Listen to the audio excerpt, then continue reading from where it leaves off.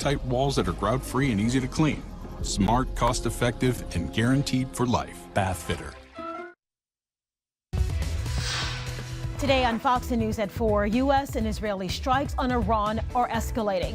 And now a fight in Congress over how much war power the president should have. We'll explain. Plus, a political hot potato in Stockton. Neighbors taking the first big step to block a massive solar farm. The new push to force a public vote is also ahead. In Stockton. And we are tracking a pretty quiet weather pattern here locally. It's staying spring-like, but we will see some showers ultimately in the forecast, and I'll have the details on that coming up. First on the Gulf Coast with breaking news and weather. Fox 10 News starts now. Well, hello there. Welcome in, and thank you for watching Fox 10 News. I'm Shelby Myers. I'm Juanice Lagan. Thank you for joining us on this Wednesday afternoon.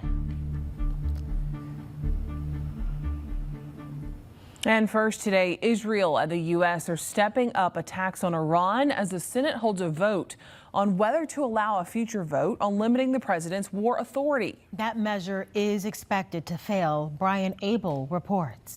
We are accelerating, not decelerating. U.S. Defense Secretary Pete Hegseth cautioning Americans the operation against Iran is still in its early days.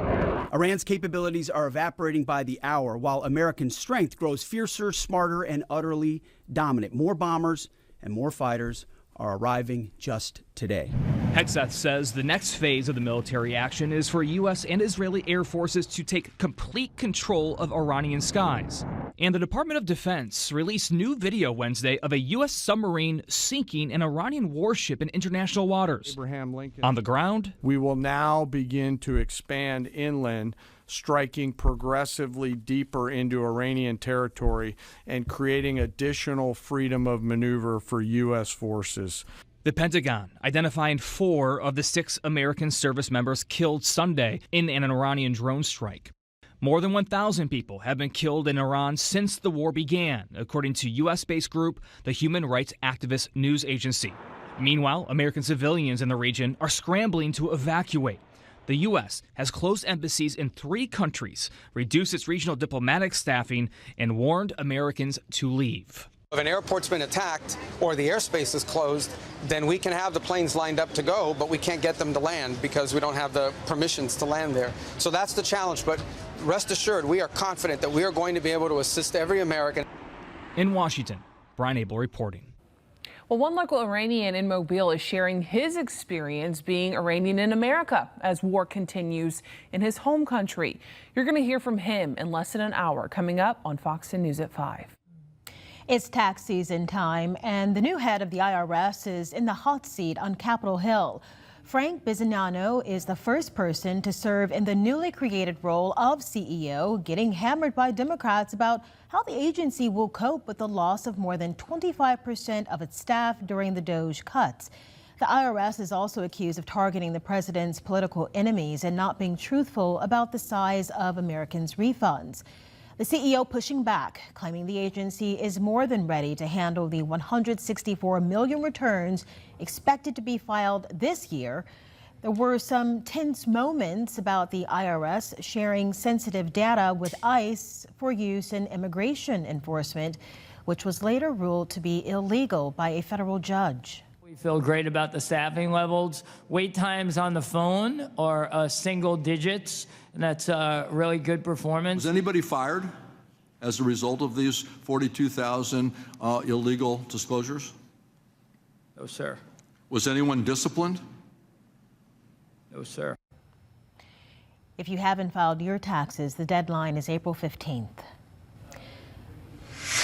In Baldwin County now, Stockton neighbors are turning up the heat in a massive fight to keep a solar farm out of the community. Yeah, a lot of people are talking about this, and now a citizens group has taken the first step toward creating a new zoning district targeting the area where the Silicon Ranch solar facility is planned.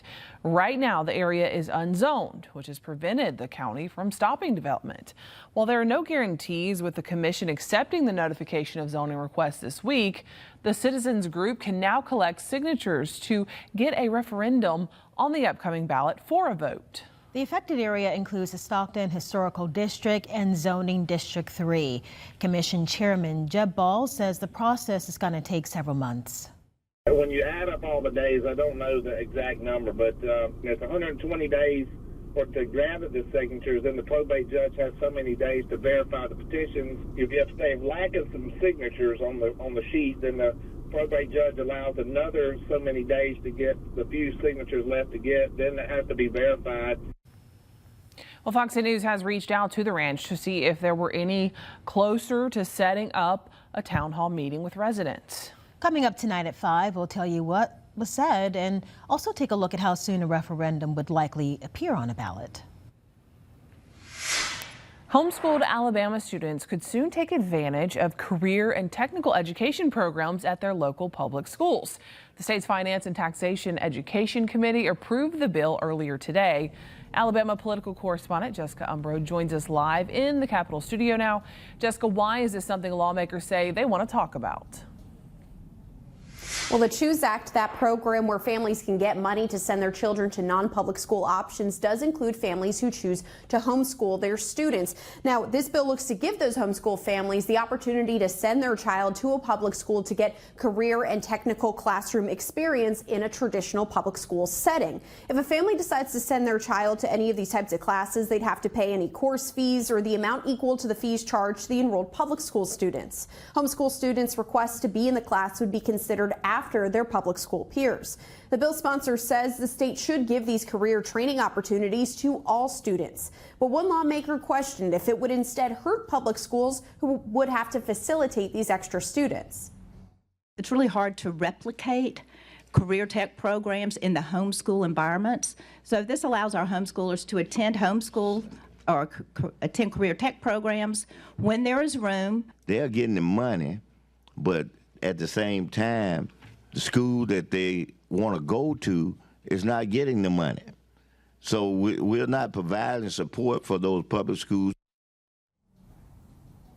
Senator Smitherman was the only no vote in this committee. It'll now move on to the full House chamber. Live in Montgomery, Jessica Umbro, Fox 10 News. And if this gets signed into law, it would take effect for the 2027 to 2028 school year. Well, look at this, a beautiful shot. What more can you say about this weather? Beautiful skies, warm and sunny, and it's also the middle of the week, so this is just a beautiful day to kind of cap this Wednesday. Yeah, I hope you're enjoying it. I had lunch on the bluff with my daughter at her school today, and there was even a gentle breeze, as you saw with those flags there. Jason, we could get used to this, right, Shelby? Yes, spring. We're dressed for the occasion. Yeah, anyways. we are, especially you two with the yellow. Yeah, I went with the yellow today too, you know, and it feels like, I mean, today of all days, it feels warmer than it has all week. I guess the sun really having an impact today. Did we hit the 90s or is my car wrong? Your car was probably wrong. Okay. Yeah, maybe. I was like, no way, that was right. The car thermometers are not always a true representation of temperature, but might have been just a little warm spot there. Here's what we have going on. Our satellite radar picture. We don't have a little bit of cloud cover going on in the area right now. A little low level fair weather cumulus clouds in the area. We got a little deck of some stratus cloud cover here and some fog. Looks like it's right out off the Gulf and kind of brushing up against the beaches in Fort Walton Beach and Destin. But it's a sunny afternoon in South Baldwin County and Mobile County. And to the north, you see all these little cotton ball looking clouds, these little puffy cumulus clouds. No problems with that. In downtown Mobile, we are seeing a little bit of light haze off into the distance. We've got a breeze that's kind of shaking the camera around. You can see why we're going to have a traffic update coming up. Already starting to see a little bit of a backup there. Winds out of the south at 9. It's 74 degrees. And tomorrow morning for that start to the day, we'll see a few clouds around, a little patchy fog. Temperatures will be very mild tomorrow, and we should be up to 68 degrees by 10 o'clock. More warm weather tomorrow afternoon. So we're going to see a continuation of this pattern where we're a little cooler near the coast, definitely, because Gulf water temperatures are in the 60s. But you head inland and we see plenty of 80s for Mobile and Bay Minette at 80, 81 Bruton and Atmore, 83 in Leakesville and Chatham. Warm weather's with us. It's going to hang around. We are going to start seeing a few showers in the picture. We'll check out those rain chances for your weekend in the forecast coming up. A Pensacola man recovering after receiving a life-saving liver transplant last month. Yeah, Matthew Push and his wife Melissa had been bringing awareness to the fentanyl epidemic for about 5 years after they lost their son to an overdose in 2016. On the same day as one of their awareness walks in 2024, Matthew was sick and had to be rushed to the hospital. That's where he was diagnosed with cirrhosis of the liver. In November of last year, Matthew and Melissa moved to Ocala to be closer to Shands Hospital in Gainesville in hopes of receiving a liver transplant. It is a big face walk because you have to figure how many people are on that transplant list that never ever receive that. And just to keep on saying out loud, like, well, he's on the transplant list. He's on the transplant list. And he really was not on the transplant list yet, but I was determined. There you go. Speaking it into existence. It worked. Pensacola and Ocala communities, by the way, made all of this possible. Coming up at 5, we will show you how they pitched in and what you can do to help going forward.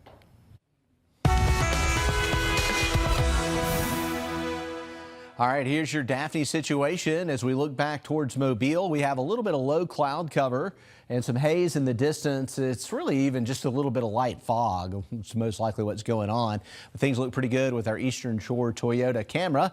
And checking out traffic, we have seen some delays, so we want to go ahead and talk about this. It is slowing down getting into the Wallace Tunnel eastbound, and eastbound on the Bayway. Looks like it's slow most of the way across the Bayway. So it may be a good day if you're around Mobile and you're about to head to Baldwin County to take the causeway. We're going to keep watching this, and I'll have more updates to come here on Fox 10 News at 4 o'clock.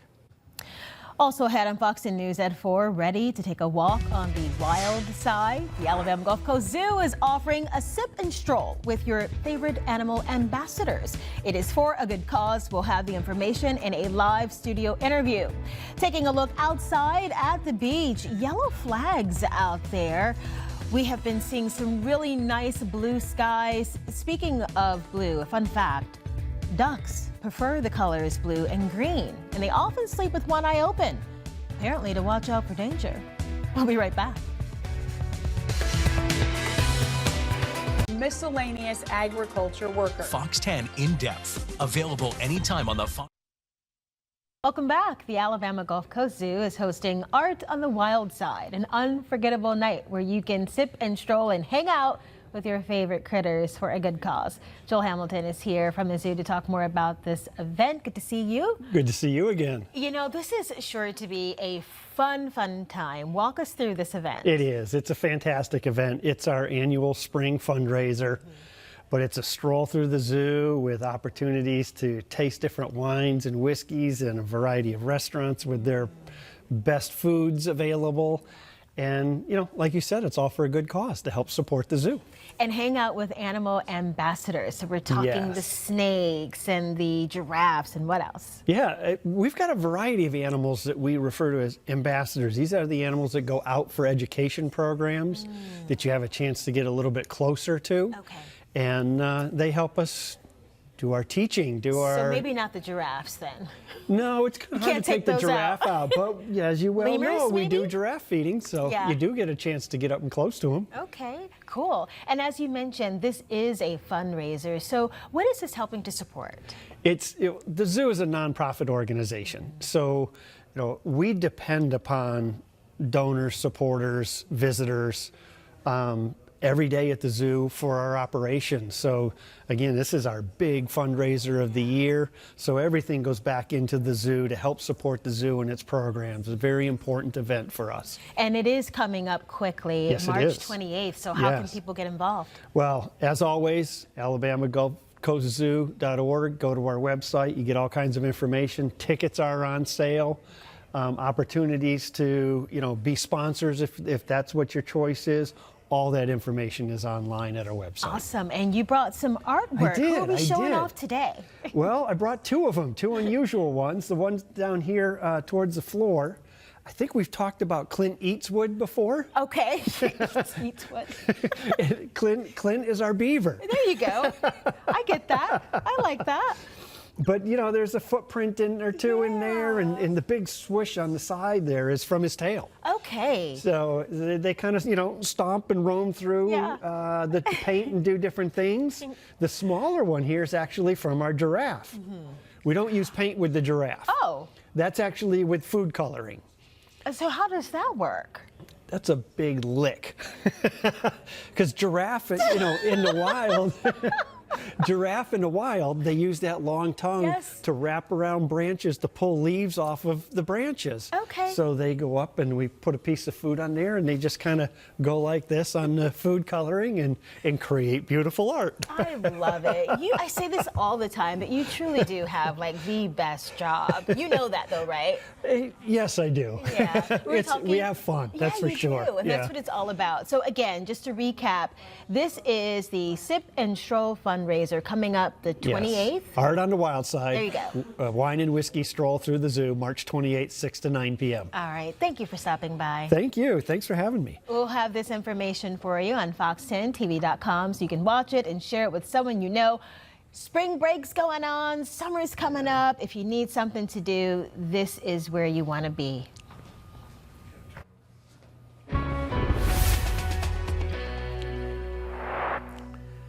All right, downtown Mobile, our Dolphins cam, sponsored by Eastern Shore Toyota. Looking back off over Mobile Bay, you can see the blue skies out there right now, and out Mobile River, no problems out there. Current temperatures are warm, and our temperature pattern is going to stay way above normal over the next 5 days. Our average high this time of the year is only 69 degrees. Temperatures can struggle in March, but not this year. We've got a nice run of above average temperatures all the way through Monday of next week. Now, where it changes a little is that we have the potential for some showers scattered about the forecast area. Got a little southerly breeze out there right now, and looking at it, most of the moisture is back here with the rain, and it's over Louisiana, and it's going to be a really interesting forecast for the southeast because there's high pressure that wants to keep our area stable, and then there's going to be a stalling front to the west, and places like Louisiana, central Mississippi, northern Alabama going to get drenched with rain for about 5 or 6 days. We're going to be right on the edge of that. So we could see a few spotty showers, but we're not expecting to see significant rain here over the next 7 days. It looks like mainly just passing showers. Visibility is excellent. No big fog problems. That fog will come back in tonight. Our futurecast is showing some fog in the area at daybreak tomorrow morning, mixed in with mostly cloudy skies. The sun should work its way back out tomorrow, though. We do expect sunny skies in the afternoon. We could see some spotty showers, but it looks like it's going to hold off until Friday with our more significant rain chances. So we're backing off on the idea that we'll get significant rain tomorrow and putting a little more emphasis on a few spotty showers in the forecast for Friday. Temperatures tomorrow will be a lot like today. Right on the beach in Destin, only 71. We'll be at 76 in Pensacola, 75 in Gulf Shores. You get north of I-10, it could be 8 to 10 degrees warmer. So northern spots up around the low 80s. Grove Hill at 81, Monroeville at 81, 82 Evergreen, 83 Chatham, 80 in Mobile tomorrow. And we'll hold that pattern. We're going to be right around 80. As far as rain chances go, very, very low chances tomorrow, only a 20% chance. A little bit better shot at a few scattered showers Friday, but it's not a guarantee on the rain. And Saturday, we've kind of backed off that rain chance only to about 20%. Then we get into Sunday, again, widely scattered. So we are right on the edge of that front. And because of that, our rain chances are pretty spotty. There's still a possibility of a shower, but there will be a lot of areas that stay dry, and the temperatures are warm. I mean, we don't see any change even in the middle of the week next week. We may get a little more significant rain chance midweek next week, but all is holding out fairly well as we head into the weekend in your extended forecast. All right, Jason, thank you. When we come back, Hollywood is not through with Westeros yet. Now the Seven Kingdoms are heading to the big screen. Ooh, these exciting details next in your entertainment news. Lexus of Mobile is proud to sponsor the Fox 10 Pledge of Allegiance. I pledge allegiance to the flag of the United States of America and to the republic for which it stands, one nation, under God, indivisible, with liberty and justice for all. The Fox 10 Pledge of Allegiance, sponsored by Lexus of Mobile. Is sale now just $9.99. That's right, $9.99 in 2 great finishes. A Night of the Seven Kingdoms is giving Game of Thrones fans an opportunity to look at Westeros before the... Hi, Jason. I thought for sure you guys stop. Anyhow, we're talking about a series that we know very well and we like. We do. This was in a group chat. Our producer and the two of us talked about this. A Game of Thrones movie is in the works that goes back even farther. The project from Andor, written by writer Beau Willimon, reportedly tells the story of the founder of the Targaryen dynasty. No word yet on when it might hit the big screen, but I know a lot of people are going to be excited about this. I think Game of Thrones was so popular, so widespread, and all these spin-offs that are coming, people can't get enough. Yeah, and they've been good thus far. You know, I can't speak for the Seven Kingdoms because I've yet to see that, but as soon as I saw that they were making a movie, I was like, Shelby, Victoria, look it. We will be there for that one. But I've heard the Night of the Seven Kingdoms is very good, and it's even scored, I know, however you want to take it, it's even scored better on some of those sites out there than Game of Thrones. Okay, well then I have to watch. It's on my list. All right, well, listen to this. You know what a Swiftie is, but now it's getting some third-party validation. What is a Swiftie? A Taylor Swift fan. You know what it is. I had to ask. Dictionary.com is adding it to its online dictionary. Yeah, the website officially defining it as a fan of the music of Taylor Swift. The singer trademarked the word back in 2017 and uses it for her merch. Dictionary.com regularly adds new words to keep up with how the English language evolves. It also added Beehive for Beyonce fans, Trekkie for Star Trek fans, and Janeite for Jane Austen fans. I think that's how you say it.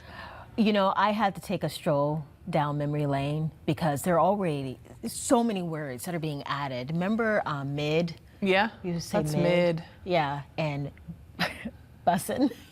Ooh, that food is bussin'. Yeah. Yep. So it's interesting to see what they come up with. I know. And now I'm feeling like I'm out of that age where it's so funny because it used to be like I didn't help make up those words, but like those were words I used. And now it's like I don't use bussin' or mid. Those are more of the younger kids now. Yeah. I had someone tell me vintage the other day is 90s. And I was like, 90s is vintage? How are the 90s vintage? I'm vintage? Don't do that. Okay. No. Anyhow. All right, a new study shows younger Americans want to change the way men are portrayed on TV and in movies. Instead of the old school strong, silent provider or the emotionally distant action hero, audience ages 10 to 24 say they want a character who can feel real and aren't afraid to be vulnerable. They want to see emotionally connected, affectionate dads and vulnerable men on screen, according to a new study from the Center for Scholars and Storytellers at UCLA. Okay. That's interesting. It is. I don't know, though. I guess that says a lot about that age group and maybe what they want to see in their own lives and hoping to see it on TV, too. I have a lot to say about that, but we don't have time. No, we don't. Because coming up, it is time, almost, to release the ducks. I've seen a duck somewhere around here, and let me just say that it's not planned, but we are matching today. Yes, and the duck may or may not pop up. We don't know. I don't know where the duck is. We're watching for him. But stay tuned because we are talking about the yearly Rubber Ducky Regatta and how you can take part in the fun for a good cause. We'll also have this story. Even if it's cutting back on your personal spending, your personal vacations, it's still money that, is yours that you're putting towards something else. Yeah, caring for kids and an aging parent at the same time can really stretch families thin. Next, the hidden cost of the sandwich generation and steps to plan ahead. Back in your pocket. So pick up the phone now and call us for a free consultation. Committed to you. This is Fox 10 News. Okay, we are having a good time because it is almost time for the big splash when thousands of rubber duckies will go for a swim for a good cause, and you can participate for the Rubber Ducky Regatta. So we have Diana White with the event. Thank you for joining us. You're welcome. So last year, how many ducks did we have? We had over 5,000. 5,000 adopted ducks were dropped in the water last year. Oh my gosh. Okay, and so we know that this is a very important cause.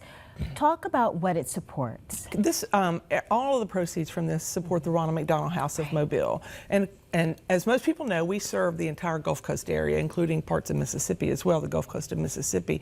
But this is where families come who have a child, a sick child, or a severely injured child in the hospital, and they stay at the Ronald McDonald House at no cost to the families. We have seen the work that the Ronald McDonald House provides families, and it's difficult enough when you have a child that's sick, but then to also be able to stay close to them. Yeah, to be close, and the whole family can be together, and then they can focus 100% on their child's health. So we try to accommodate all of their needs while they're there. I'm talking down to laundry pods, and the laundry rooms, and a fabulous kitchen, and hot meals, and everything they need. Plus the love and support of staff and volunteers and each other. The families, they really get to connect with each other. And that's needed because it helps in the healing process. It does. So I was there last year, and you want to talk about a party. You guys know how to get down. It was fun.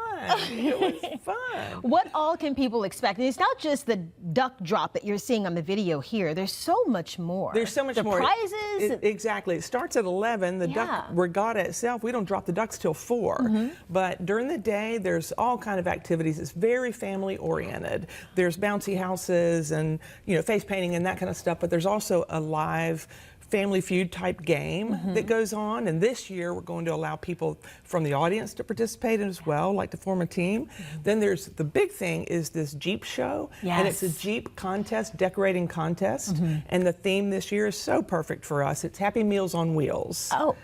So and they have to decorate their Jeeps using that theme. So we're probably going to see a lot of characters, McDonald's characters out there. Speaking of characters, I've been seeing one floating around in the studio. Or waddling around? Maybe waddling around? That's a great. So here we have our ducky or duck.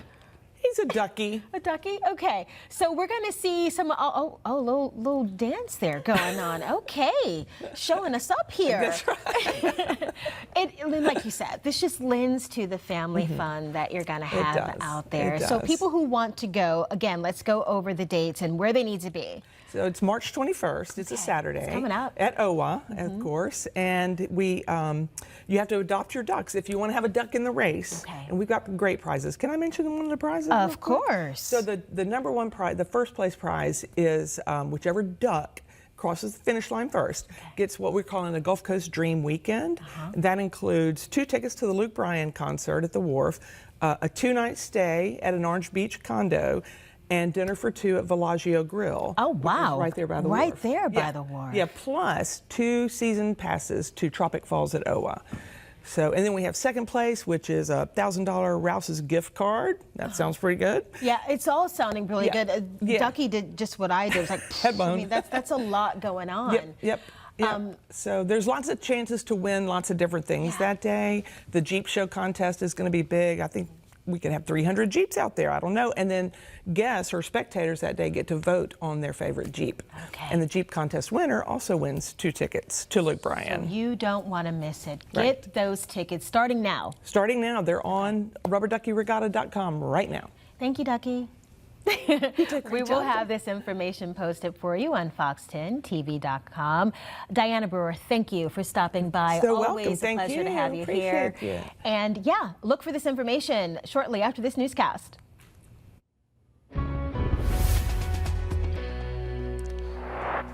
All right, looking outside right now with our Eastern Shore Toyota camera from the Admiral. It is a nice day. We got a little bit of a slowing of traffic approaching the I-10 tunnel. We'll check out traffic in just a few minutes.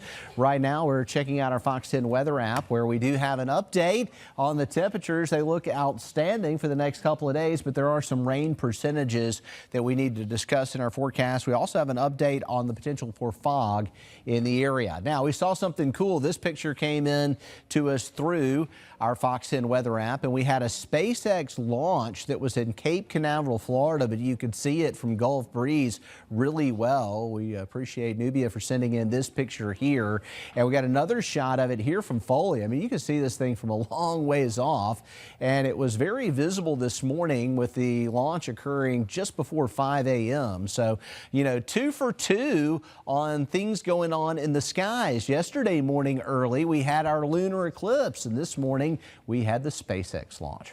All right, checking out our forecast for Pensacola tomorrow. We're going to start out in the low 60s. It's not going to be cold at all tomorrow. In the afternoon, a pleasant low 70s with a southeast breeze off the Gulf. No significant rain chance there. And looking at Mobile, some patchy dense fog in the morning with a temperature in the low 60s. Winds pick up and temperatures improve close to 80 degrees for our temperatures as we head into tomorrow afternoon. Right now, we're enjoying a beautiful evening. Very little cloud cover in the area. Low clouds and fog do come in later on. We'll check out our rain chances in the extended forecast coming up.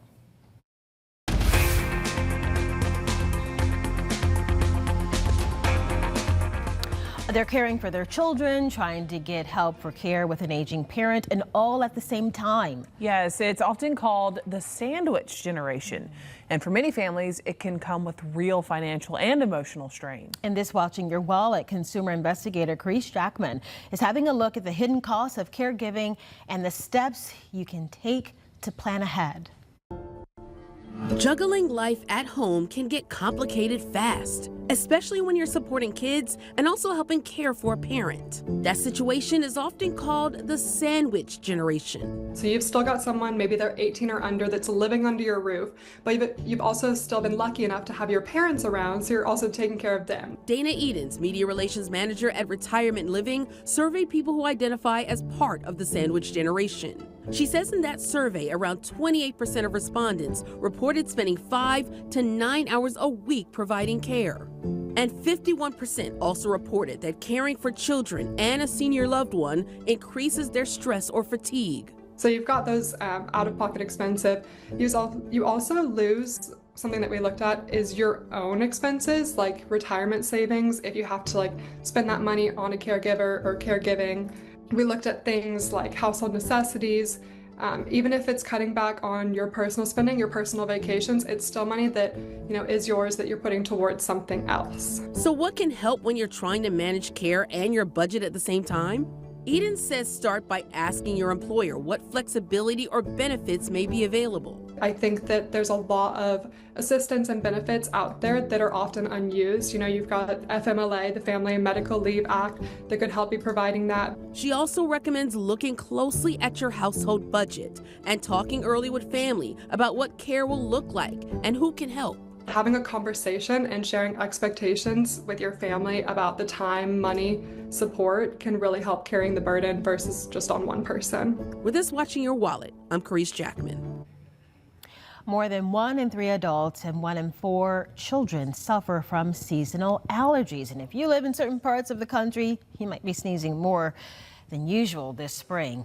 Just in time for allergy season, Thumbtack is revealing its first ever report ranking the 10 sneeziest cities in the U.S. Topping the sneeze count, Atlanta, followed by Charlotte, Austin, Texas, Washington, D.C., and Dallas. Rounding out the top 10, Orlando, Tampa, Baltimore, Raleigh, and Seattle.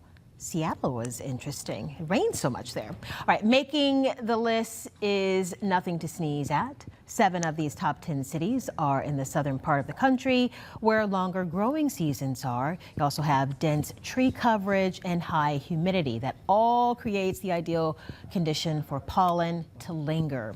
If you're looking to breathe easier this season, you might maintain that HVAC system, deep cleaning soft surfaces regularly, and staying on top of your lawn maintenance. Sealing the gaps around the doors and windows, that can also help keep the dust and pollen out of your house. I gotta sneeze all of a sudden. All right, it's been called the most important meal of the day now, but breakfast is often skipped because of just our busy lives, lack of hunger in the morning time, or as a weight loss strategy. But is the first meal of the day essential for our health? In today's Health Minute, Mandy Gaither gets an expert to weigh in on whether breakfast does a body good or if it's okay to break up with that morning meal. For their first meal of the day, do you go for eggs, French toast, cereal? How about fruit? Or is your morning breakfast bowl left empty? It comes down to personal preference and what works best for your body. Registered dietitian Julia Zumpano with Cleveland Clinic says there can be breakfast benefits. For some, that can include cognitive function enhancement, diabetes risk reduction, better blood sugar management, and appetite control, leading to the consumption of fewer calories. But those who skip breakfast may find they too have a clearer mind, more alertness, and better digestion. So she says the best thing to do is listen to your body. Those people who chronically skip breakfast or just don't feel hungry in the morning have likely been that way their whole lives. Those who wake up hungry and ready to eat, again, physiologically, that's what their body is telling them. No matter which group to which you belong, Zumpano says your first food of the day should be made up mostly of protein and fiber. She says meals with high fat or high sugar can lead to a pretty significant crash 30 to 90 minutes after that meal. Some healthy first meal ideas include Greek yogurt with berries, nuts, and ground flaxseed or chia seeds, cottage cheese with tomato and a slice of whole grain toast, avocado toast with an egg, or overnight oats. Protein and fiber is key. And really, that should be the foundation of all your meals and snacks. For Health Minute, I'm Mandy Gaither. All throughout that report, I'm just, breakfast is my favorite meal. I look forward to my breakfast every day. I have this omelet that I make. If you watch the show The Bear, then you get this. It's just the eggs, boursin cheese, and onion or chives, and potato chips inside. Potato chips? Okay. Inside the omelet from The Bear. And then I have a Wassa cracker with avocado. Love, love, love. That sounds so good. The egg and avocado, as they said in that report, very important. Yes, I have done a much better job at eating breakfast. I think as you age and go through different transitions in your life, breakfast and protein is really important for women in the morning. Protein. Yes, and I have started doing that. I at least eat an egg. I'm usually very busy feeding my son, but I do an egg, and I've been doing not quite as healthy, but gluten-free waffles. Okay. Blueberry waffles. So you've got the berries. You've got the fiber. And I've got my egg. And sometimes avocado. Yeah, well, Baker takes the avocado. He does. He really does. All right. We're going to get you caught up on the stories that we're working on for your most local news at 5. First, a local church is trying to make their way back home from Israel. We'll have that story when we come back. Wheel of Fortune, weeknights at 6:30 on Fox 10. Welcome back. I want to get you caught up on the stories that we're working on for your most local news at 5. First, there is a local church trying to get back home from Israel. Tonight, we're getting an update from one of the pastors. And then a man facing aggravated child abuse charges in Mobile had his bond hearing. We're going to explain what happened in court. And a multi-million-dollar effort to make your drive through Mobile faster and less aggravating. How's it being done? We're going to have those stories and more in less than 15 minutes from now on Fox 10 News at 5.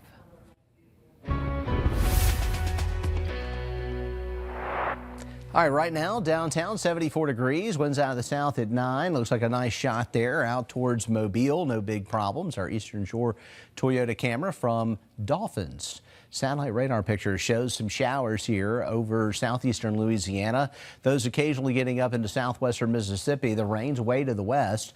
We're good for now, and we are going to generally be good. We still could see a few of these showers in our forecast Most of the rain is going to be just to our west and to our north, and that's going to happen through the weekend. Visibility is pretty good out there right now. High-res modeling shows quiet conditions across the area. We could get a little patchy fog early tomorrow morning, but we're not expecting a ton of rain in the forecast tomorrow. A pretty dry day, maybe an isolated shower. A little better chance of scattered rain on Friday. Tomorrow's temperatures get up to 80 degrees in Mobile, 76 in Pensacola. We're going to see more of this as we head into the weekend with a few spotty showers. We'll check out your forecast on Fox 10 News at 5. All right, students at a Baldwin County High School are getting ready for their next robotics contest. I've got a look at what they're working on in your daily.com.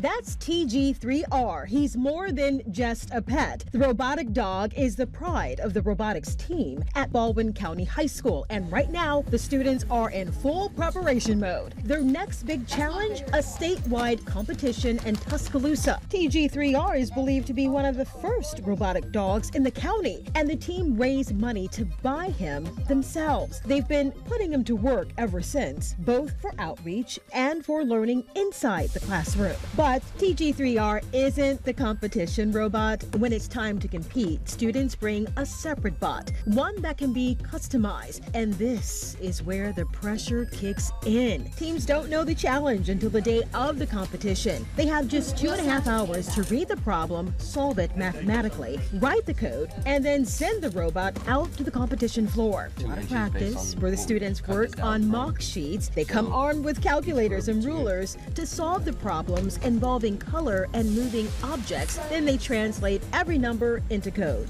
So we end up having to code an automated robot to go through these challenges with no user control because we don't know what the challenge is going to be. We just got to stay organized, like follow our plan. We have a plan set for each competition. So when we have one, we have a set of instructions we follow to set up that problem. Last year, the team competed against 13 other teams and finished in 5th place. This year, they're gunning for first. The hardest part, getting the code exactly right. I feel like coding is very difficult. There's lots of factors, variables, and things that can go together. One little mistake can just get rid of all of it because you have to give a very specific set of standards of what to follow. What happens if you mess up one number? You completely mess up, go wrong direction, wrong measurements, anything. And the team isn't just full of coders. There's a full hospitality branch that handles outreach and supports the competition crew. I love it. I think it's a great opportunity. It's a great experience. So much fun out there yesterday. And April 4th, by the way, is a competition at the University of Alabama. As for TG3R, yes, he knows how to dance. And the theme song, Atomic Dog by George Clinton. We'll be right back. Maybe we should settle this one. Don't hesitate. Call Dean Wade. 265-1000. An arcade-style attraction gaining lots of attention for its ability to grab the curiosities of a very specific customer base. A Missouri claw machine is gaining quite the reputation for snagging more than just prizes. A told-you-so moment for the siblings of its latest treasure seeker. I saw the picture, I'm like, I knew Patrick was gonna get stuck in there. Parents say 3-year-old Patrick slipped away and climbed inside the contraption in search of prizes, and boy does he look proud of his big adventure. Patrick's reaction, like someone took a picture of him and he immediately just said cheese and posed for the camera, like unfazed that he was stuck in a machine. No harm, no foul here. Patrick's dad quickly ended the fun, coaxing him out of the machine. If this feels like deja vu, less than a month ago, 2-year-old Cooper had a ball, crawling his way up inside the exact same machine. His escape didn't come as easily. The police department, fire department, and machine company came out to rescue the toddler, who got out unharmed, but definitely disappointed to leave the toy-filled fun. Firefighters say they're now very ready in case the claw machine strikes again. This box was made so that if we had a situation like that again, then we could have these tools to access and just carry them all in. How about something else bright and shiny, sure to capture the attention of toddlers and adults alike? That's a glass basketball court that changes with the touch of an iPad, showcasing team logos advertisements, and doodles, if that's your thing. The Big 12 is debuting the high-tech sports surface for its men's and women's conference tournament in Kansas City. Reportedly, this will be the first time it's being used for an official competition here in America. For a take a look at this, I'm Patrick Cornell. Works. I'm attorney David Green. Call or come by anytime. You never need an appointment. First on the Gulf Coast with breaking news and weather. Fox 10 News starts now. And first at 5, the search for a missing boater near Dauphin Island ends. What search and rescue crews are telling us. And a local church group is trying to make their way back home from Israel. Tonight we're getting an update from one of the pastors. Temperatures are way above normal, but we also see some rain chances in the forecast. We'll check it all out in your weekend outlook coming up. We're starting tonight with breaking news from Dauphin Island. New developments in the search for a fisherman who disappeared. Our Natalie Williamson has been following this story. Natalie, what can you tell us? Well, it is definitely heartbreaking news to deliver, Lenise and Cameron. The Coast Guard confirmed the body of 54-year-old Travis White from Peachtree, Georgia, was found. The Alabama